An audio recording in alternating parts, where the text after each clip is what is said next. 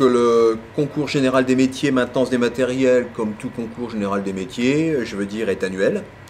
Donc une première partie qui se déroule au courant du mois de mars, qui est l'épreuve écrite, d'une durée de 6 heures.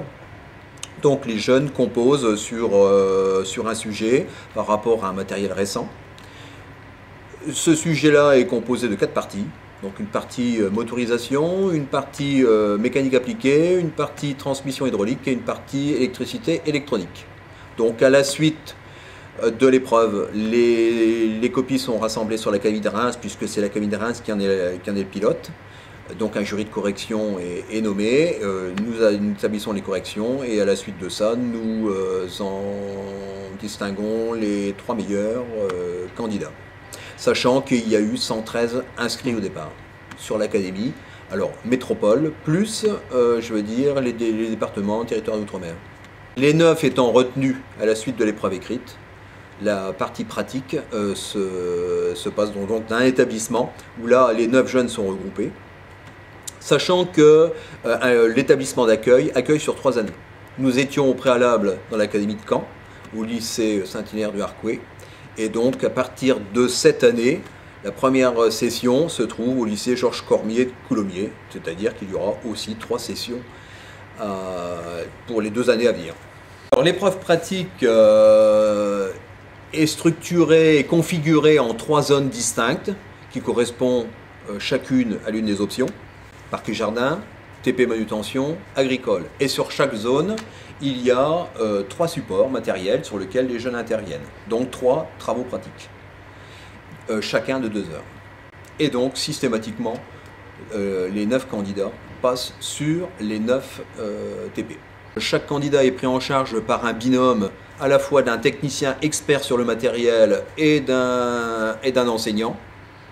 Le binôme a établi un TP avec une demande bien précise en ce qui concerne l'intervention du jeune, qui va, je veux dire, de la prise en charge du matériel, de l'étude de la documentation technique, soit que c'est un contrôle-mesure, soit que ça peut aller jusqu'à une dépose, repose de pièces suite à un dysfonctionnement précis, soit que c'est du diagnostic complet, hein, c'est-à-dire que je veux dire la machine pose un problème et à ce moment-là c'est aux jeunes de diagnostiquer et d'émettre des hypothèses en ce qui concerne la défaillance et souvent et même à chaque fois d'établir un compte-rendu à la fois oral au niveau du binôme d'évaluateurs et puis un compte-rendu écrit. C'est pas vraiment la connaissance technique de la machine qui importe, c'est la façon dont le jeune va analyser la situation et puis, je veux dire, va proposer une procédure d'intervention.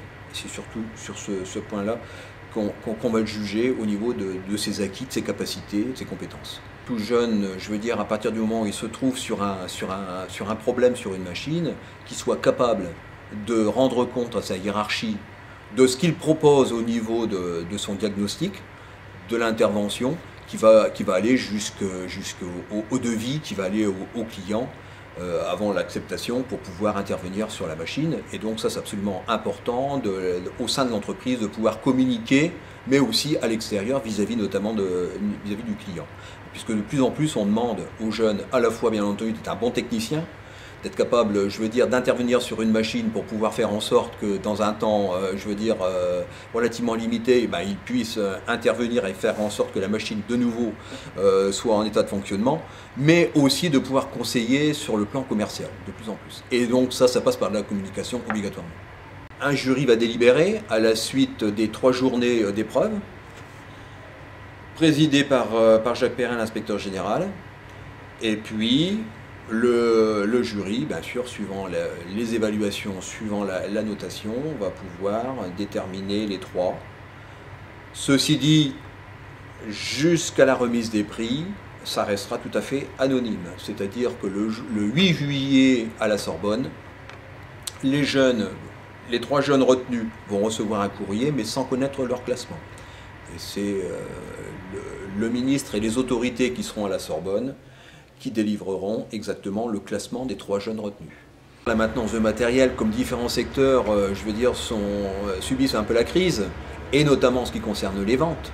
Alors justement, à partir du moment où je veux dire les entreprises sont un petit peu réservées en ce qui concerne l'investissement, ils gardent leur matériel, donc gardant leur matériel, il y a de la maintenance à assurer. Et donc, je veux dire, les jeunes, il y a encore de l'emploi pour eux. Et de toute manière, la profession vise la sortie de crise. C'est-à-dire que sortie de crise, il faut qu'ils puissent avoir des personnes qualifiées à disposition pour, je veux dire, faire en sorte d'assurer la continuité en ce qui concerne les travaux exécutés dans les entreprises.